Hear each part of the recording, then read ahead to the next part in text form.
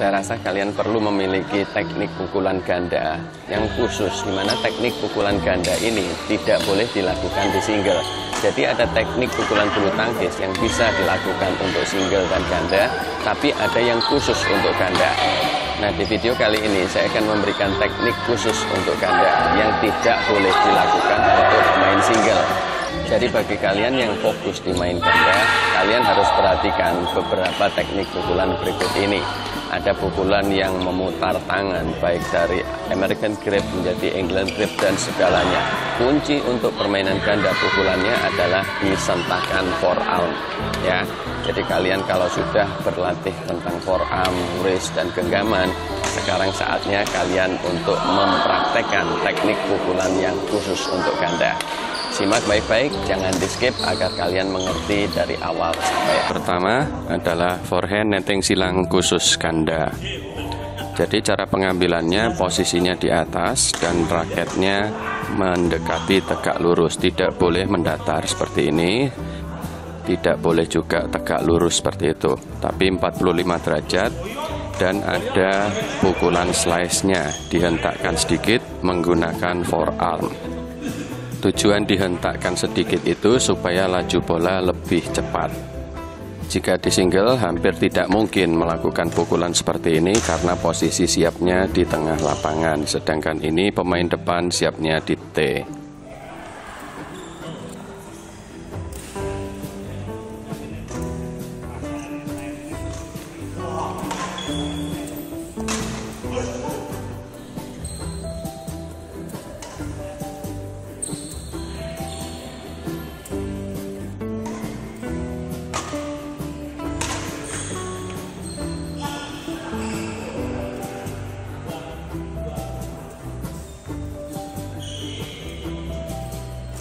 Sekarang teknik yang kedua, yaitu backhand netting silang khusus ganda.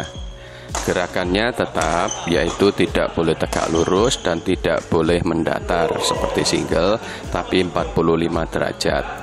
Kemudian menjelang impactnya kita tambahin hentakan forearm atau wrist, dan ada gerakan slice-nya supaya bolanya turun dan lebih cepat lajunya. Berikut ini penampakan jatuhnya bola. Tidak perlu terlalu mepet net, karena kalau terlalu mepet net mengenakkan lawan sebab mudah di spin. Ini menggunakan wrist ketika over dari badan jauh ke samping, ditambahin power wristnya. Yang ketiga yaitu forehand placing untuk pemain belakang. Pengambilannya di bawah. Ini ketika pemain belakang mendapatkan bola setengah dari lawan yang terletak di antara pemain depan dan belakang. Tidak boleh diayun dari bawah, tapi miring pengambilannya seperti itu. Jadi raketnya tidak boleh mendatar dan tidak boleh sejajar dengan tanah, tapi sekitar 45 derajat, kemudian didorong. Jadi seperti itu penampang raketnya, tidak boleh tegak lurus. Ada kemiringannya, kemudian ada dorongannya. Untuk atlet yang tergolong pendek, pengambilannya di dada. Untuk atlet yang agak tinggi, pengambilannya boleh di perut, tapi tidak boleh di lutut ya.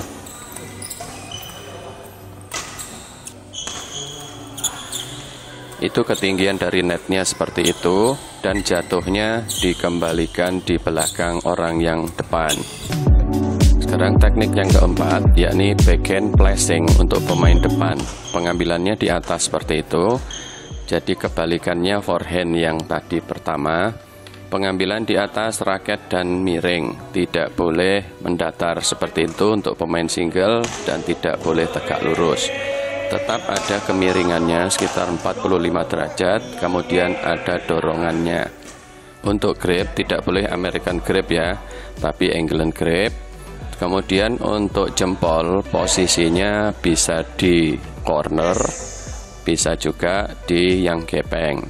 Intinya cara megang sama seperti video-video lalu, yakni ketika dua jari dilepas maka raket tidak jatuh. Usahakan jempol dan telunjuk leluasa. Jadi pengambilannya miring, kemudian ada hentakan wrist sedikit atau berupa dorongan supaya laju bola lebih cepat. Begini cara saya melatih atlet. Yang satu mempraktekkan pukulan flashing dari pemain belakang, yang satu mempraktekkan flashing untuk pemain depan. Teknik 3 dan 4 jadi berpasangan seperti itu. Sekarang teknik yang kelima, yakni backhand flashing untuk pemain belakang dan pengambilannya di bawah. Ini jika pemain belakang atau tim kita mendapatkan bola di tengah, di antara depan dan belakang.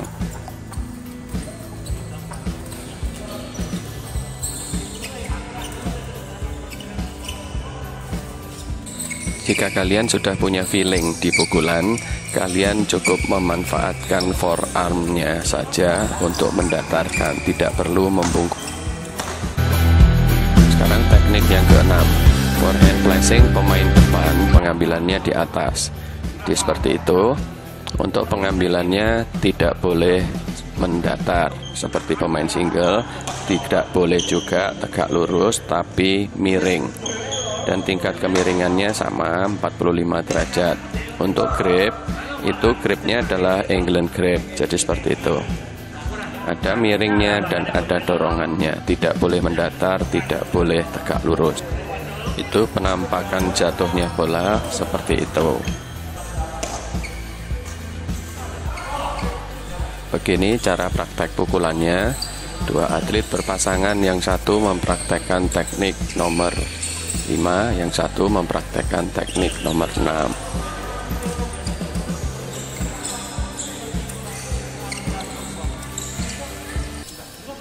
Berikut ini contoh pengaplikasian teknik 3, 4, 5, 6 dalam sebuah permainan, tapi hanya di satu sisi. Jadi yang depan ada yang flashing forehand, ada flashing backhand, yang belakang demikian juga. Untuk dua lapangan, yang sisi kiri sebelah kiri adalah untuk flashing yang lapangan sebelah kanan. Jadi separuh-separuh prakteknya. Ini adalah praktek untuk flashing dari belakang, kemudian netting silang dan dorong atau flashing dari depan. Itu netting silangnya masih salah. Di sini saya kasih bonus untuk teknik pukulan berikutnya, yaitu drive. Ketika mendapatkan bola di setengah, kita bisa mendorong, menyentakkan lebih keras sehingga jatuhnya di belakang.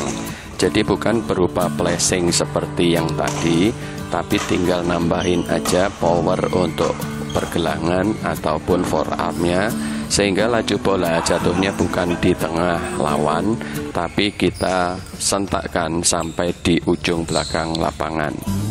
Berikutnya teknik yang nomor 7, forehand atau backhand drive untuk pemain depan dan nambilnya di atas. Untuk grip bisa menggunakan American grip, bisa menggunakan England grip. Tapi backhand dan forehandnya harus cepat memutarnya. Ini untuk pemain depan tidak perlu gripnya seperti formalitas, harus seperti ini, harus seperti itu. Yang penting adalah hentakan forearmnya harus lebih kuat. Jadi raket tidak boleh diturunkan dari dada atau ke perut, tapi cukup disentakkan dan geraknya harus cepat perputarannya. Ini gripnya pakai backhand, semua di kiri ataupun di kanan tetap backhand. Ini pakai forehand. Jadi bebas untuk pemain depan, yang penting forearmnya dihentakkan. Sekarang kebalikannya, yakni untuk yang 8, forehand backhand drive untuk pemain belakang. Jadi pukulannya harus cepat dan menggunakan hentaan. Kemudian untuk pengambilan bolanya tidak harus gripnya formalitas, backhand, forehand semua, yang penting dihentakkan dan pengembaliannya nanti akan mendatar. Banyak pemain dunia yang diambil backhand ketika mendapatkan bola di kanan. Intinya adalah hentakannya harus mendatar. Coba perhatikan pemain yang berbaju putih di sebelah kiri. Seperti itu gerakannya.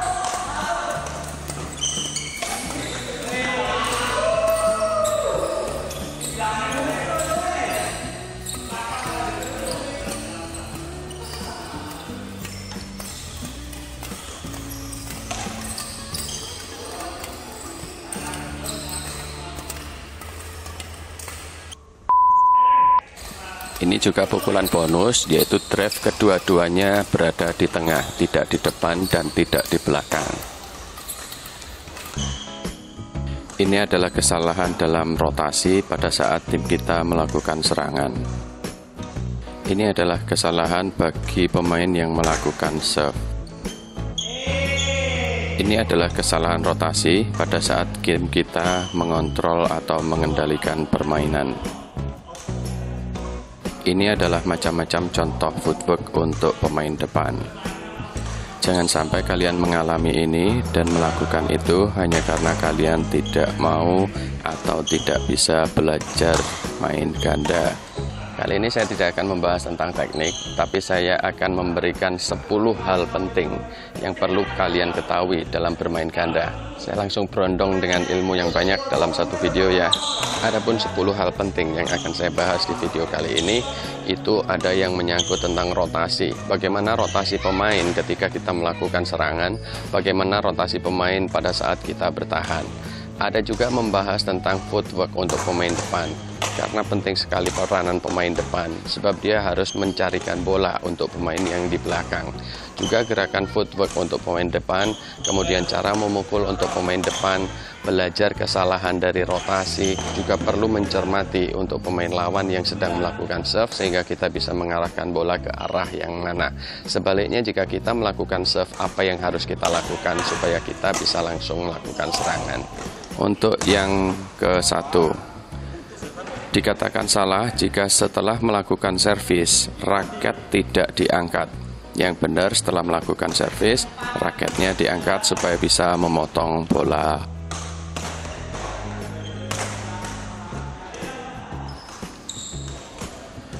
Jadi pemain depan setelah melakukan servis harus fokus kepada pengembalian bola lawan, tidak boleh diam. Raketnya diangkat dan kalau bisa dijangkau maka lakukan smash. Tapi jika kalian menemui lawan yang seperti itu, kalian harus bergerak seolah-olah mendorong ke sana, tapi gerakan tangan dirubah arahnya. Untuk bahasan yang kedua, yakni tentang footwork atau gerak langkah, khususnya bagi pemain yang ada di depan. Karena pemain depan penting sekali dalam mencarikan bola untuk partner di belakang. Ada beberapa gerak langkah kaki atau biasa disebut footwork. Untuk pemain depan, itu ada yang berfungsi sebagai placing, ada juga yang digunakan untuk nyerobot. Untuk tekniknya nanti ya belakangan, sekarang belajar langkahnya dulu. Jadi untuk menyerobot harus ada loncatan. Ini adalah running, berlari seperti biasa. Ini adalah tap, kemudian loncat untuk nyerobot. Kemudian ini bergerak menyilang ke belakang. Suka-suka ya, nanti maunya yang bagaimana sesuaikan sendiri.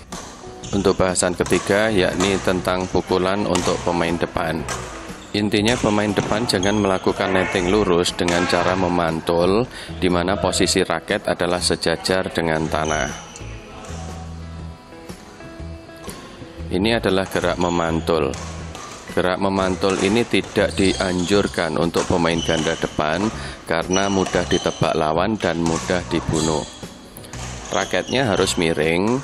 Jadi ketika partner kita melakukan drop, kita kejar bolanya, kita miringkan raketnya. Ini posisi untuk melakukan placing. Ini posisi untuk melakukan silang. Jadi raketnya harus selalu miring, tidak boleh sejajar tanah dengan kondisi seperti meminta. Jika pemain depan bisa fokus ketika partner melakukan drop dan bisa tahu bahwa lawan memberikan bola nanggung, cepat maju sambil loncat dilakukan serobot. Ini dari sisi backhand, di mana posisinya adalah raket sejajar dengan tanah, kemudian nettingnya dipantul dan lurus, itu salah. Selalu miring. Ketika partner melakukan drop shot, kita yang di depan melakukan placing atau dorongan dengan kondisi raket miring. Ini melakukan netting silang. Jadi saat partner melakukan drop shot, kita fokus di depan, kita akan melakukan pukulan yang mematikan. Sama seperti yang tadi, kita bisa melakukan serobot dengan cara loncatan ketika kita tahu bolanya akan di depan net kita. Sekarang bahasan yang keempat, yakni ketika posisi kita dalam keadaan bertahan dan kita mau menghabiskan tenaga lawan, khususnya pemain belakang, tidak boleh mengarahkan ke satu tempat.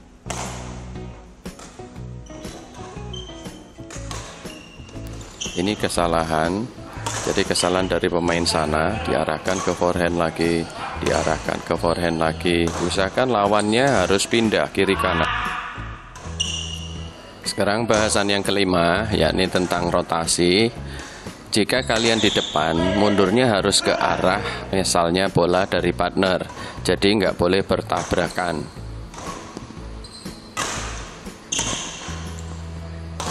Ini adalah contoh satu kesalahan untuk pemain depan yang hitam. Nah, seperti itu. Jadi ketika partner melakukan lob minta bantuan dari sisi kanan, harusnya dia mundurnya itu ke sisi kiri. Tidak boleh menutupi gerak dari partnernya. Sekarang bahasan yang keenam sama, yakni tentang rotasi. Jika Anda di posisi depan, selama partner Anda yang dari belakang menurunkan bola, maka kalian harus tetap menjaga di depan, tidak boleh mundur. Ini adalah salah satu contoh untuk kesalahan pemain yang merah di depan. Jadi saat yang di biru tetap mengontrol atau mengendalikan bola dengan cara menurunkan, dia harusnya tetap fokus di daerah netting dan tidak boleh mundur selama bola itu tidak diangkat oleh partnernya. Jadi diangkat adalah kode untuk minta bantuan. Sekarang kita tentang latihan untuk bahasan yang berikutnya, yakni yang ke-7. Ini adalah semuanya benar. Jadi rangkuman dari yang salah tadi, apa yang seharusnya kalian lakukan, silahkan perhatikan yang berikut ini.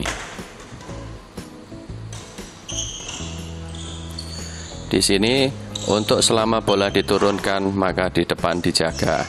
Kemudian untuk posisi defense, maka dia harus mengangkat ke kiri dan ke kanan, tidak boleh ke satu tempat. Selanjutnya untuk pemain depan tidak boleh tetap berada di satu titik T, tapi dia harus selalu bergerak. Kemana arah geraknya adalah ke tempat jatuhnya bola dari partner kita, sehingga untuk pemain depan akan bisa cepat bergeraknya. Sekarang yang ke-8 tentang posisi kaki. Jadi posisi kaki kapan kanan di depan dan kapan kiri di depan itu adalah berdasarkan asalnya bola. Ketika bola itu berasal dari sebelah kanan kita, maka posisi kirilah yang harus di depan, sehingga posisi badan kita menghadap ke shuttlecock arahnya. Kemudian sebaliknya, kalau posisi kok asalnya dari sebelah kiri kita, maka posisi badan kita harus menghadap ke shuttlecock sehingga kaki kanan yang harus berada di depan. Ini contoh posisi kaki. Jadi yang merah tetap kiri depan karena koknya berada di garis pinggir. Yang biru sudah betul, seperti ini juga. Jadi yang merah udah betul, yang biru nyesuaikan. Ketika koknya di kiri badan, maka dia harus kanannya berada di depan. Untuk yang ke-9 dan ke-10, ini adalah ilmu atau pelajaran tingkat lanjut. Jadi udah lebih dari hal yang basic. Sekarang saya bahas tentang yang 9 dulu. Seperti tadi saya katakan bahwa ketika partner melakukan chop, drop shot, ataupun smash, maka posisi pemain depan harus di depan. Itu adalah aturan basic untuk bermain ganda. Kemudian untuk tingkat lanjutnya adalah seperti ini. Ketika partner kita mendapatkan bola di ujung kanan, dia melakukan smashan.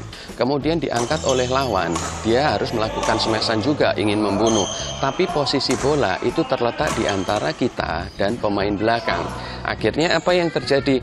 Pemain belakang yang harus maju, kemudian dia akan melakukan smash jumping ataupun apalah, pokoknya menyerang. Nah, ketika pemain belakang sudah berada di posisi tengah lapangan, maka pemain depan tidak boleh berada tetap di tengah lapangan mengikuti patokan basic permainan ganda. Tapi dia harus menyediakan ruang untuk pemain yang di belakang yang sedang maju ke tengah, agar dia leluasa untuk melakukan smashan dan tidak terganggu oleh pemain depan. Jadi pada saat yang belakang melakukan smashan, bukan berarti kalian harus mundur, tapi kalian tetap. Tapi ketika pemain belakang yang nyemes tadi itu sudah maju lagi berada di tengah untuk melakukan smashan, kalian harus mundur ke samping. Ini adalah contoh yang benar. Jadi ketika partnernya sudah berada di posisi tengah, maka yang depan harus mundur. Sedangkan ini adalah contoh yang salah. Untuk yang depan sudah posisi siapnya salah, dia pun tidak bergerak mundur. Ini juga salah. Ketika partner sudah berada di tengah, dia tidak mundur memberi ruang. Ini yang betul. Jadi ketika partner sudah di tengah, maka dia harus mengisi tempat kosong. Demikian juga ini. Jadi pemain depan harus benar-benar fokus. Selain dia fokus di depan net untuk bola netting dari lawan, dia juga fokus kepada kawannya. Sekarang yang 10, sama halnya dengan 9, yaitu ilmu ganda tingkat lanjut. Seperti kita ketahui bahwa ketika partner kita di belakang melakukan pukulan mengangkat lob, misalnya seperti itu, maka jika kalian berada di depan, kalian harus mundur berada di posisi untuk bertahan. Tapi sebaliknya sekarang, jika posisi kalian itu berada di depan, kemudian partner kalian itu berada di posisi belakang tapi dalam keadaan yang tertekan. Tertekan dalam artian dia tidak mendapatkan bola lambung untuk dilakukan lob clear, tapi dia terkena flashing. Ketika Anda berada di depan, dia berada di belakang, lawan mengarahkan bola ke tengah di antara kita atau cenderung mendekati pemain belakang kita. Kemudian partner kita melakukan angkatan bola dari posisi sebelah kiri, dari posisi bawah. Apa yang harus kalian lakukan jika kalian berada di posisi depan? Maka kalian tidak boleh mundurnya itu ke samping yang kosong, karena jangkauan jarak kalian menuju ke samping itu lebih panjang dibandingkan partner Anda yang di belakang. Jadi yang betul adalah ketika partner Anda mengangkat dari sisi backhandnya, maka dia akan mengisi tempat yang kosong di sebelah kanan dan kalian mundur ke arah yang sebelah kiri tadi. Jika kalian menemui kesalahan yang nomor 10 ini pada lawan kalian, maka kalian harus menembak atau melakukan smashan ke arah orang yang mundur tadi. Itu akan lebih mudah mendapatkan poinnya. Berikut ini contoh rotasi yang salah. Hitamnya mundur ke samping kanan. Ketika partner yang berada di belakang, dia mengalami flashing dan melakukan defense dari bawah bolanya. Jadi bukan lob di atas kepala. Itu harusnya yang hitam mundur ke belakang, yang merah mengisi ke kanan. Demikian juga ini. Jadi dengan kesalahan seperti itu, yang harus dilakukan adalah smash ke arah atlet yang mundur. Pemain belakang terkena flashing, pemain depan mundurnya salah ke samping. Jika kalian menemui seperti itu, yang harus kalian lakukan tembak ke atlet yang mundur tadi. Saat melakukan serve, ini kuda-kuda yang salah. Ini posisi kaki pemain belakang yang salah. Ini jarak antar pemain yang salah. Saat menerima serve, ini semuanya salah. Ini posisi siap ujung sepatu yang salah. Ini posisi siap pemain belakang salah. Ini jaraknya salah. Yang betul adalah seperti ini. Di permainan ganda yang akan saya bahas di video ini, atau strategi yang akan saya bahas, itu berkaitan tentang fokus dari bola mati. Artinya bola mati adalah dimulai dari serve. Pada saat kita melakukan serve, apa yang harus diperhatikan? Yaitu terhadap posisi lawan, bagaimana kita harus melakukan serve. Serve itu berupa pendek ataukah serve itu berupa flick. Sebaliknya, pada saat kita menerima serve, maka kita harus mengarahkan kemana? Kita harus melihat dulu posisi lawan. Jadi selain di video ini saya akan tunjukkan apa yang harus kita lakukan pada saat kita melakukan serve, sebaliknya juga akan saya bahas bagaimana fokus kita pada saat kita menerima serve. Satu adalah kesalahan pada saat kita melakukan serve ataupun siapnya kita pada saat melakukan serve. Kedua, kesalahan saat kita menerima serve. Kemudian penempatan bola yang mana yang harus dilakukan dan penempatan bola yang mana yang salah. Jadi kita akan belajar dua sisi. Jadi nantinya kalian akan tahu mana yang benar dan mana yang salah. Dari kesalahan atau kelengahan cara lawan, dari situlah kita memanfaatkan strategi ganda kita bersama partner kita.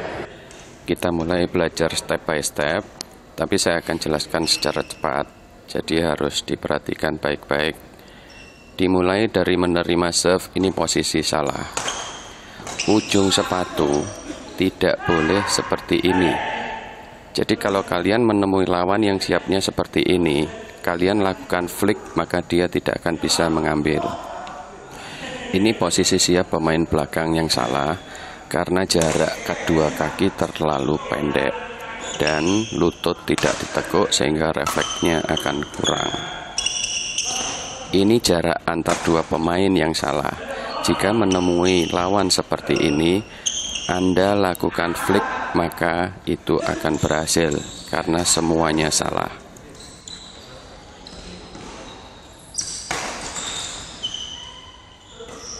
Sebelum melakukan flick serve, kalian harus memberitahu partner agar siap menerima smash. Dan ketika yang terflick melakukan smash, kembalikan lurus di depannya karena partnernya tidak akan bisa mengcover akibat kesalahan posisi di awal. Sebaliknya, jika kalian menerima serve, posisinya harus seperti ini. Untuk posisi kaki, untuk jari kaki harus ditekuk di dalam sepatu dan berat badan harus condong ke depan serta kaki agak lebar. Untuk partner pemain belakang, posisi siapnya adalah seperti ini. Berat badan boleh di tengah dan boleh ke depan. Kaki harus ditekuk, jarak kaki harus sebadan atau lebih. Sekarang tentang jarak yang betul. Pemain belakang ketika sikunya diluruskan sambil memegang raket, maka ujung raket harus bisa menyentuh pantat pemain depan. Berikut ini adalah contoh footwork ketika terkena flick. Kita lakukan tap 1, tap 2, kemudian meloncat sambil kaki diputar. Sedangkan partner yang tadi berjarak pendek, dia harus mengcover depannya.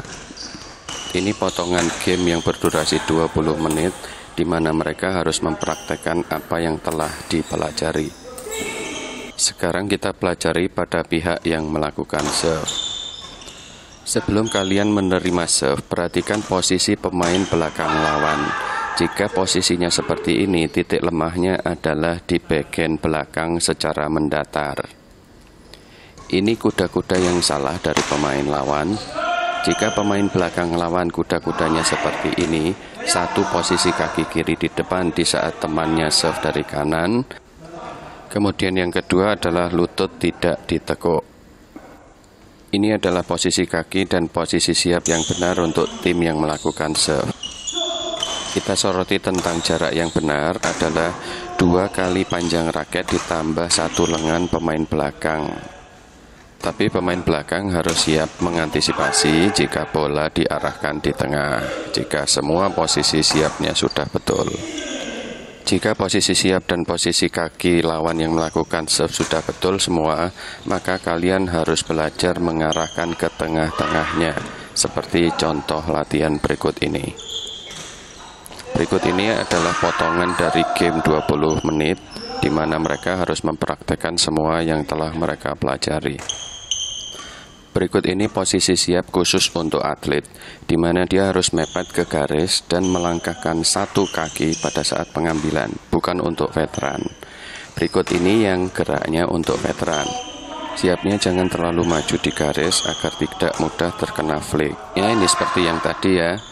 Jika kalian menemui lawan yang posisi siap kaki dan posisi jaraknya betul, maka targetnya kalian harus mengarahkan ke tengahnya. Jika kalian menemui lawan yang jaraknya antar pemain terlalu berdekatan, maka targetnya adalah di bagian belakang dan harus diarahkan mendatar. Berikut ini contoh prakteknya. Jika lawan mempunyai posisi yang sudah benar, maka serang ke arah bagiannya secara mendatar dan disentakkan. Sekarang apa yang harus dilakukan setelah kalian mendorong? Setelah kalian mendorong mendatar, maka kalian harus menjaga posisi lurusnya, sebab arah dari pemain belakang tidak mungkin menyilang akibat terhalang oleh partner yang ada di depannya. Contoh cuplikan game lainnya, setelah melakukan dorongan dan menjaga lurusnya, maka pemain belakang tidak boleh lengah Jika pemain depan tidak berhasil melakukan blok atau smash lurus dari pengembalian lawan, sehingga bola tetap akan berjalan akibat pemain belakang mengcover kegagalan dari pemain yang ada di depannya. Berikut ini adalah beberapa hal penting yang perlu kalian pahami benar-benar dalam permainan ganda, khususnya berasal dari bola mati. Misalnya kita melakukan serve, apa yang harus kita perhatikan? Kita siapkan tim kita dengan benar, posisi kaki pemain belakang, jangan salah, jarak pemain tim kita. Komunikasikan kepada partner jika kalian ingin melakukan flick sehingga sama-sama siap. Tentunya harus diamati dulu kesalahan dari posisi lawan yang menerima serve kita. Apakah mereka bisa terkena flick atau tidak? Jadi kalian bisa menentukan apakah harus melakukan serve flick. Sekarang sebaliknya, apabila kita berada di posisi sebagai penerima serve, apa yang harus diperhatikan? Yang pertama adalah pemain belakang tim kita jaraknya harus benar dan harus siap mengcover ketika partner terkena flick. Kita yang menerima serve harus fokus pada kesalahan jarak pemain lawan dan posisi siapnya pemain belakang lawan, dan harus sudah memikirkan target arah pengembalian serve harus melakukan apa. Haruskah didorong ke backhandnya ataukah cuman diletakkan di tengah di antara kedua pemain? Ingat, ada banyak cara, tapi di sini kita bahas cuman beberapa aja. Sekarang kita bahas tentang peranan pemain depan. Sesungguhnya dalam permainan ganda, atlet yang lebih hebat akan selalu ditempatkan di area depan oleh pelatihnya. Tidak seperti yang dipikirkan orang awam pada umumnya, di mana yang lebih hebat harus di belakang. Kelak ya, akan saya bahas itu. Kita fokus dulu kepada video slow motion ini. Bagi siapapun yang melakukan serve, maka dia tidak boleh diam, tapi dia harus berusaha meraih dan memukul bola yang dikembalikan oleh lawan kepada timnya. Berikut ini adalah contoh kode untuk melakukan serve. Jadi untuk flick atau tidak sehingga partnernya siap untuk menerima bola dari lawan.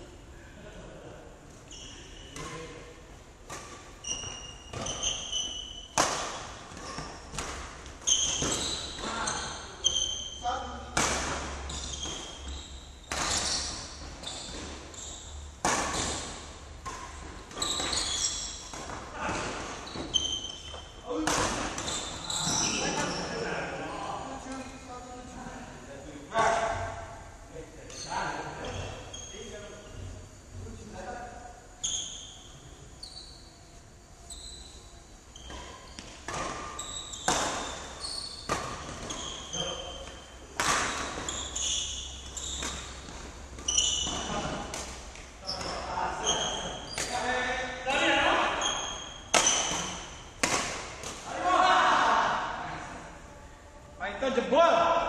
Pak itu terima SMS belum ada yang berhasil.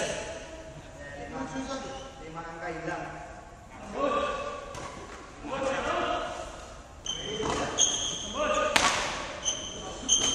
Lagi, Pak.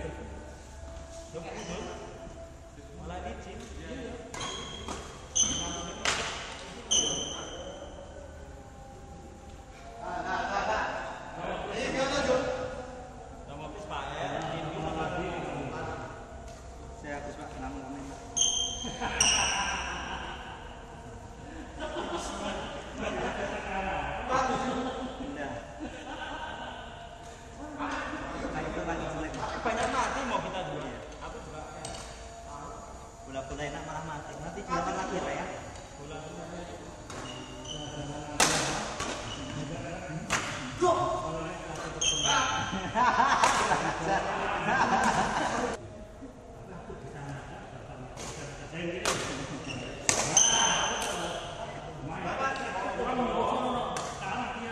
Oh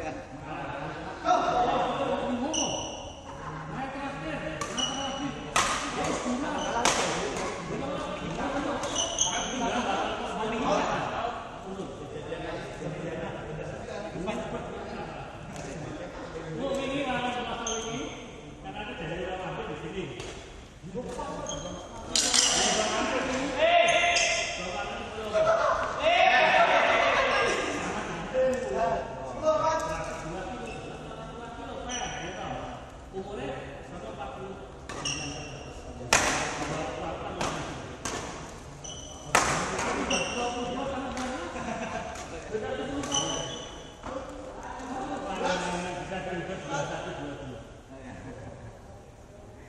Berarti nek main kegelar akan tetap menang ini.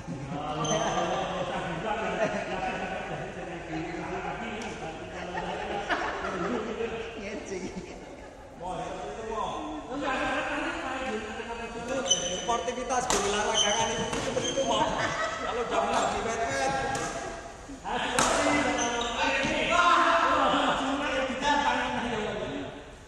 Belum keluar dia. Pak itu belum keluar tadi. Bolanya dijauhkan dari lapangan terus soalnya. Semua.